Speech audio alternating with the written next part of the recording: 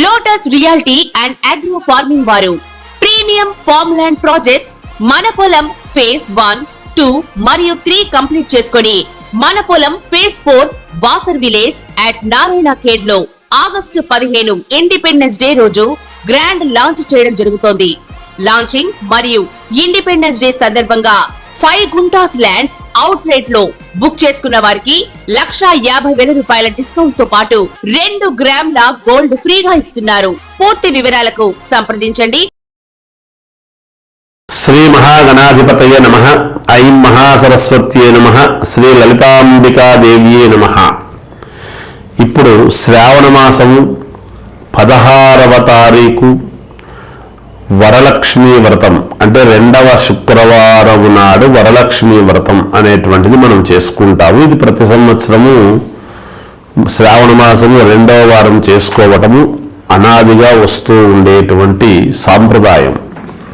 అయితే ఇది ఎవరు చెప్పారు అంటే మహాలక్ష్మీదేవియే, వరలక్ష్మీదేవే. ఆమెకు మనం కథలో చెప్పుకుంటాము, చారుమతీదేవికి పలానా రోజు నువ్వు చెయ్యి నీకు మేలు జరుగుతుంది అని చెప్పింది అని మనం వ్రత కథల్లో వింటూ ఉంటాం. ఈ శ్రావణ మాసము అమ్మవారికి చాలా ప్రీతికరమైనటువంటి మాసము అనేటువంటిది మనం గుర్తించాలి. అందువల్లనే కదా మరి మనం చేసుకుంటున్నాము. అందుకనే ఎవరెవరు వాళ్ళ కోరికలు నెరవేరటానికి మనకు అమ్మవారు మూలదేవత. ఎప్పుడూ కూడా ఏ స్వామిని చూసినా మొట్టమొదట లోకమాత జగజ్జనని అమ్మవారే మొట్టమొదట ప్రాధాన్యత. ఆ తర్వాత మిగతా వాళ్ళందరినీ కూడా సృష్టించి తాను ఎలా నడుచుకోవాలి అనేటువంటి ఇదంతా కూడా చేసిందని మనం చెప్పుకుంటున్నాం పురాణాల్లో. అందువల్ల మొట్టమొదటి అమ్మవారే కాబట్టి అందుకనే మనము మాతృదేవోభవ అని మొట్టమొదట మనము తల్లిని పూజించుకోవాలి అనేటువంటిది కూడా సాంప్రదాయం. ఆ తర్వాతనే ఇంట్లో ఎవరైనా. అందుకే ఇల్లాలు అనేటువంటిది కూడా. ఇల్లు అనంగానే ఎంత డబ్బు పెట్టి యజమాని కట్టించినా ఇల్లాలు అనేటువంటిదే, ఇంటికి దీపం ఇల్లాలు అనేటువంటిది వస్తూ ఉన్నది. ఇలా అన్ని చెప్పుకుంటూ పోతే చాలా ఉంటాయి. అందువలన పరమ ప్రీతికరమైనటువంటి మాసము అమ్మవారికి కాబట్టి మనకు ఏ వాంఛలు ఏ కోరికలు మనము కావాలి అని అనుకున్నా మనకు కోరికలు మామూలుగా చెప్పుకుంటూ ఉంటాము. మనకు మన జాతకము ప్రకారముగా మనము చూసుకొని పలానా ఇష్టి కోసమని కోరుకుంటూ ఉంటాము. అదే అమ్మవారికి ప్రీతికరమైనటువంటి రోజు వరలక్ష్మి వ్రతం అనేటువంటిది జరుగుతూ ఉండేటువంటిది ప్రపంచమంతా చేసుకుంటూ ఉంటారు. ఎంతోమంది చాలామంది 2వ వారము నోములు నోచుకుంటూ ఉంటారు, ఈ వ్రతాలు చేస్తూ ఉంటారు. అటువంటి సందర్భంలో అమ్మవారు అందరి ఇళ్లలోనూ కొలువై ఉంటుంది కదా. అప్పుడు మరి మనము కావాలనుకునేటువంటి కోరికలు అన్నీ కూడా ఆ సమయంలో కోరుకుంటే తప్పకుండా తీరుస్తుంది అనేటువంటి దాంతోనే మనం చేసుకుంటూ ఉంటాం ఏ పూజ చేసినా. అందున వరలక్ష్మి, వరాలు ఇచ్చేటువంటి లక్ష్మీదేవి వరలక్ష్మి అదే కదా. అందుకని ఈ శ్రావణ మాసంలో వరలక్ష్మి పూజ అనేటువంటిది శుక్రవారం నాడు వేకువజామునే పొద్దున్నే లేచి ఇల్లు వాకిలి అంతా కూడా శుభ్రముగా అలుక్కుని మరి ఆ పూజా మందిరములో గోమయముతో అలికి పంచరంగుల దీంతో ముగ్గులు పెట్టుకొని ఒక పీట కానీ లేదా మండపము కానీ తెచ్చిపెట్టుకొని అక్కడ అమ్మవారిని కూర్చోబెట్టుకొని కలశము కూడా పెట్టుకుంటాం. ఎంత అమ్మవారిని మనము పెట్టుకున్నా కూడా ఒక చెంబులో టెంకాయ తమలపాకులు అన్నీ పెట్టి మనము కలశం అనేటువంటిది చేసుకుంటాం. అమ్మవారిని మాత్రమే పూజిస్తూ ఉండినా కూడా లక్ష్మీ నారాయణ స్వామి దేవతాభ్యో నమః అనేటువంటి పదవు తప్పకుండా వాడతాం మనం. ఎందుకు అంటే మహాదేవ్యే చ విద్మహే విష్ణు పత్నీ చ ధీమహి తన్నో లక్ష్మీ ప్రచోదయాత్ అని చెప్పుకుంటున్నాము కదా.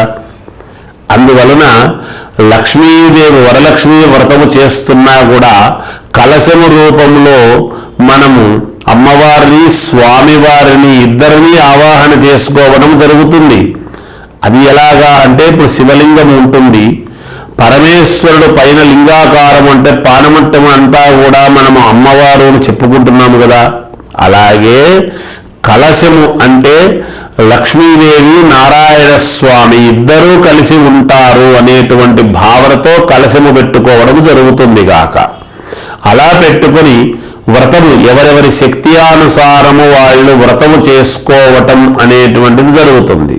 పువ్వులు కావాల్సినటువంటివన్నీ తెచ్చుకుంటారు, మామూలుగా పిండి వంటలు చేస్తారు, చేసి నివేదన అనేటువంటిది అమ్మవారికి చేయటము. ఎవరి శక్తి కొద్ది, శక్తి ఉన్నంతలో వెండి చెంబు పెట్టుకొని చేసుకునేటువంటి వాళ్ళు, లేదా రాగి చెంబు పెట్టుకొని చేసుకునేటువంటి వాళ్ళు కలశము, అలాగే లేదా మట్టి చెంబులాగా మట్టి పాత్ర పెట్టుకొని చేసుకునేటువంటి వాళ్ళు కూడా ఉంటారు. శక్తి భక్తి ప్రధానము. ఇక్కడ ఎవరు చిత్తశుద్ధిగా పరమ శ్రద్ధతో వరలక్ష్మీ వ్రతాన్ని ఆచరించుకుంటారో వాళ్లకు అమ్మవారు పరిపూర్ణముగా అనుగ్రహిస్తుంది అని ఆ చారుమతీదేవికి అమ్మవారు స్వయముగా కలలో కనపడి చెప్పిన విధానముగా ఆమె చేసింది కాబట్టే ఆమె ఆ వ్రతమంతా కూడా పూర్తి అయిన తర్వాత అలా ప్రదక్షిణ చేస్తే గల్లు గల్లుమని కాళ్లకు గజ్జలు వెండి వచ్చాయి అని, ఇంకొక ప్రదక్షిణ చెయ్యంగానే బంగారు నగలన్నీ కూడా ఆమె అలంకార భూషితురాలై ఉంది అని, మూడవ ప్రదక్షిణ చెయ్యంగానే ఇల్లంతా కూడా ఊరంతా కూడా బంగారుమయమై గోడలు ప్రాకారాలన్నీ కూడా బంగారుమయమైంది అని మనం వ్రతకథల్లో వింటున్నాం. చెప్తారు పండితోత్తములు అందరూ కూడా ఈ వ్రతము చేయిస్తూ ఉన్నప్పుడు ఆ కథను అందరికీ వివరించడం జరుగుతుంది.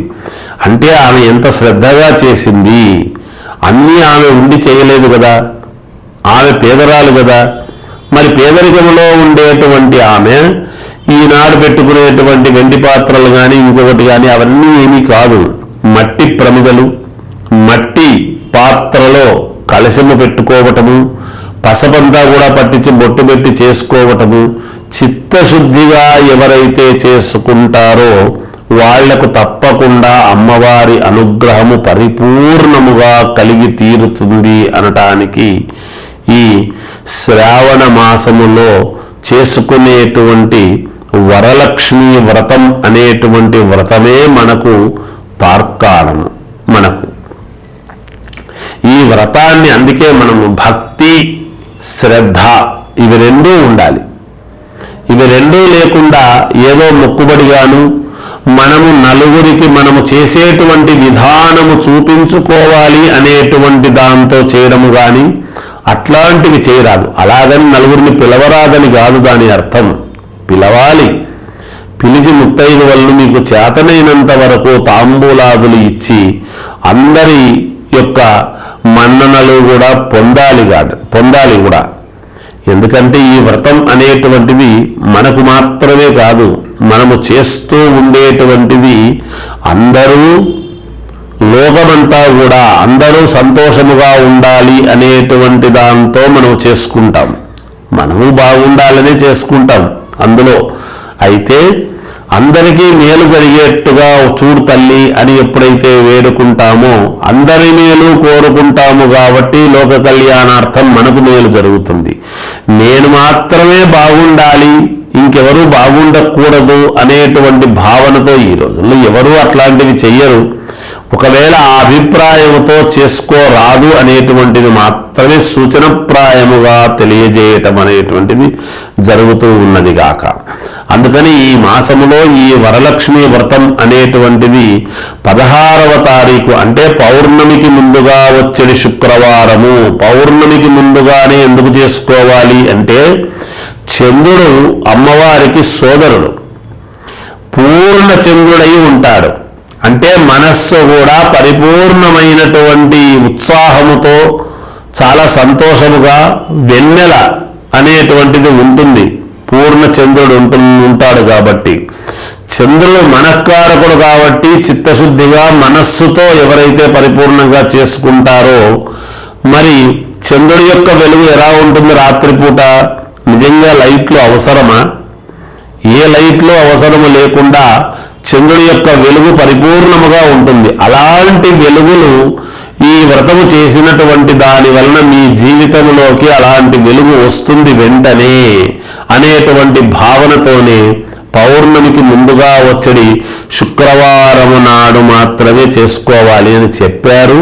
కానీ కొంతమంది కుదరక 3వ వారము 4వ వారము కూడా చేసుకుంటూ ఉంటారు. ఏమీ తప్పు కాదు. శ్రావణ శుక్రవారాలు 4 వారాలు అత్యంత ప్రీతికరమైనటువంటివే అమ్మవారికి.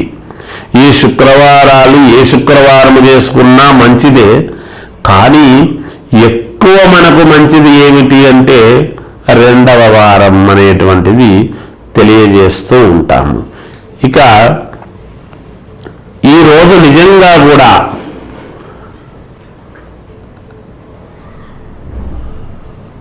పరిపూర్ణముగా ఎవరైతే భక్తి శ్రద్ధలతో చేసుకుంటారో వాళ్లకు వాళ్ళ కుటుంబంలో తప్పకుండా మేలు జరిగి తీరుతుంది అనేటువంటిది తెలియజేస్తున్నాను. మామూలుగా మనము 12 రాసుల వాళ్ళు కూడా ఎన్నో కోరికలతో మాకు ఇవి జరగాలి, ఉద్యోగాలు రావాలి, లేదా త్వరగా వివాహాలు కావాలి, కుదరాలి వివాహాలు, లేకుంటే మంచి ఉద్యోగం రావాలి, లేదా స్టేట్స్కు వెళ్ళాలి, చదువులో ఉత్తీర్ణత కావాలి, వ్యాపారాలు బాగా జరగాలి అనేటువంటివి అనేక రకాల కోరికలు ఉంటాయి. అయితే ఏ రాశి వాళ్ళు ఈ వరలక్ష్మి వ్రతము రోజు అమ్మవారికి ఏమి సమర్పించుకుంటే మీకు మీ కోరికలు సత్వరమే నెరవేరుతాయి అనేటువంటి దానికి ఇప్పుడు నేను తెలియజేస్తున్నాను. ఆ విధముగా పాటించండి. తప్పకుండా మీకు అమ్మవారి అనుగ్రహము ఈ శ్రావణ మాసంలో శ్రావణ శుక్రవారము అమ్మవారికి చాలా ప్రీతికరమైనటువంటి రోజు కాబట్టి ఆ రోజు గనక మీ రాసుల వాళ్ళు అమ్మవారికి ఇది సమర్పించుకుంటే తప్పకుండా మీకు ఖచ్చితముగా విజయము లభించి తీరుతుంది మీ జీవితాల్లో అనేటువంటిది నేను తెలియజేస్తూ ఉన్నాను. మకర రాశి వాళ్ళు మీ కోరికలు నెరవేరాలి అంటే మీ వాంఛ, మీ మనసులో ఉండేటువంటివన్నీ మీకు నెరవేరాలి, మీకున్న ఇబ్బందులు తొలగాలి అని కనుక మీరు ఆలోచన చేసినట్టయితే ఈ శ్రావణ శుక్రవారం రోజు అమ్మవారికి సమర్పించుకోవాల్సినటువంటిది మీ వంతు కుంకుమ కలర్ రవిక గుడ్డ, అంటే స్నఫ్ కలరు రవిక గుడ్డ, తర్వాత 5 పిరికెళ్ళు బియ్యము, 1 అరకిలో కందిపప్పు, మీకు చేతనైన దక్షిణ తీసుకువెళ్ళి అమ్మవారికి సమర్పించుకోండి. తప్పకుండా మీకు మేలు జరిగి తీరుతుంది గాక.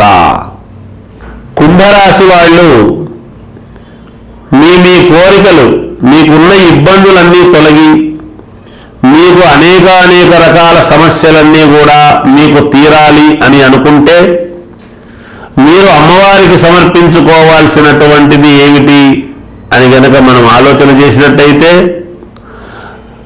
2 రకాల పళ్ళు, 1 కిలో బియ్యము, తర్వాత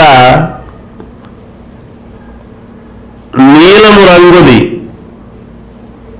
రవిక గుడ్డ తీసుకువెళ్ళి అమ్మవారికి సమర్పించుకోండి. ఎంతో కొంత దక్షిణ పెట్టి తప్పకుండా మీకు మేలు జరిగి తీరుతుంది.